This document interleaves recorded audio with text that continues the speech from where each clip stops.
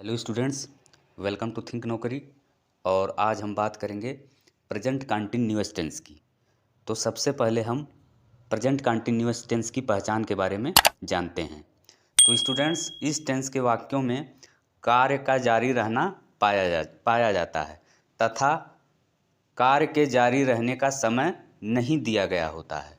और इस टेंस के वाक्यों के अंत में रहा है, रही है, रहे हैं, रहे हो इत्यादि आता है।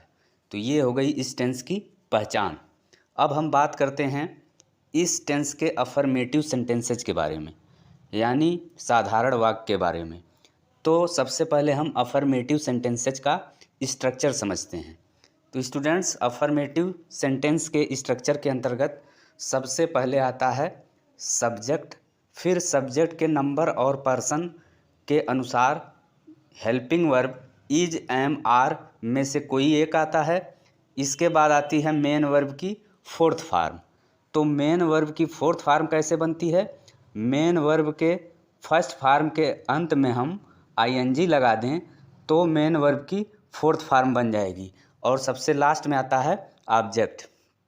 अब हम अफर्मेटिव सेंटेंसेस को बनाने के लिए रूल नंबर 1 की बात करेंगे। तो रूल नंबर 1 क्या है? सेंटेंस में सबसे पहले आता है सब्जेक्ट। अगर सब्जेक्ट हमारा सिंगुलर नंबर हो या फिर ही, सी, इट में से कोई एक हो तो इन सब के साथ हेल्पिंग वर्ब इज लगेगा और मेन वर्ब की फोर्थ फार्म लगेगी। उदाहरण के लिए एग्जाम्पल नंबर 1 की बात करें, राम क्रिकेट खेल रहा है। राम क्रिकेट खेल रहा है तो यहाँ पे सब्जेक्ट के रूप में राम आया है और राम जो है सिंगुलर नंबर सब्जेक्ट है, तो इसीलिए यहाँ पे हेल्पिंग वर्ब इज आया है। अब हम मेन वर्ब की बात करेंगे। तो मेन वर्ब यहाँ पे खेलना है, तो खेलना की फर्स्ट फार्म प्ले होती है और प्ले के अंत में हम आईएनजी जोड़ देंगे तो ये हो जाएगा प्लेइंग। तो प्लेइंग जो है मेन वर्ब की फोर्थ फार्म हो गई। और सबसे लास्ट में ऑब्जेक्ट आता है, यानी ऑब्जेक्ट यहाँ पे क्रिकेट है। इसी तरह से हम बात करेंगे एग्जाम्पल नंबर 2 की। तो एग्जाम्पल नंबर 2, वह मैदान में दौड़ रहा है। तो यहाँ पे सब्जेक्ट के रूप में वह है, यानी ही है। तो ही भी थर्ड पर्सन सब्जेक्ट है, सिंगुलर नंबर है, तो ही के साथ हेल्पिंग वर्ब इज लगेगा। अब यहाँ पे मेन वर्ब खोजेंगे तो मेन वर्ब यहाँ पे दौड़ना है, तो दौड़ना का रन होता है और रन के अंत में हम लोग आईएनजी लगा देंगे तो ये हो जाएगा ही इज रनिंग। कहाँ दौड़ रहा है? तो आंसर आया इन द फील्ड, मैदान में दौड़ रहा है।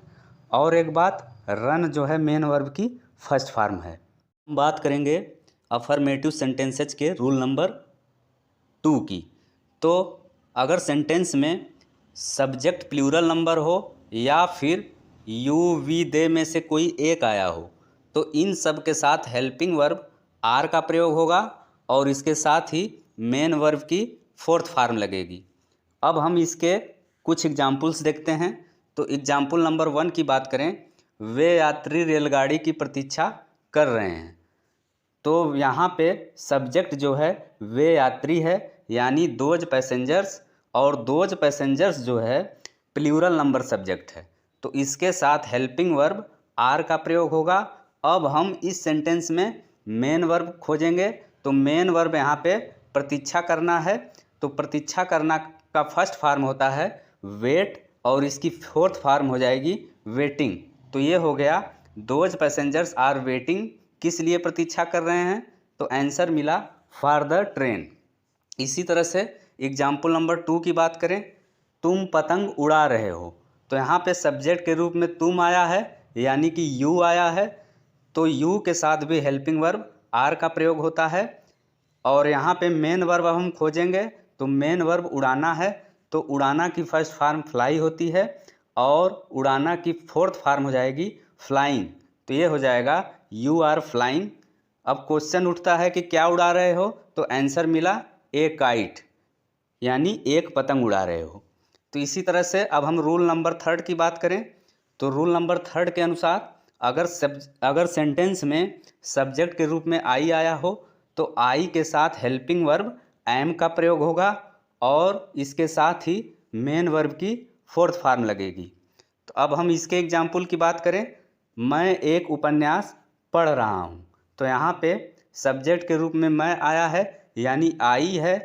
आई यहाँ पे सब्जेक्ट है, तो आई के साथ हेल्पिंग वर्ब एम लगेगा। अब हम यहाँ पे मेन वर्ब खोजेंगे, तो मेन वर्ब यहाँ पे पढ़ना है, और पढ़ना का रीड होता है, रीड की फोर्थ फॉर्म हो जाएगी रीडिंग। तो ये हो गया आई एम रीडिंग। अब क्वेश्चन उठा क्या पढ़ रहा हूँ, तो आंसर मिला ए नावेल, यानी एक उपन्यास पढ़ रहा हूँ। तो स्टूडेंट्स, ये था आज का वीडियो। Thanks for watching.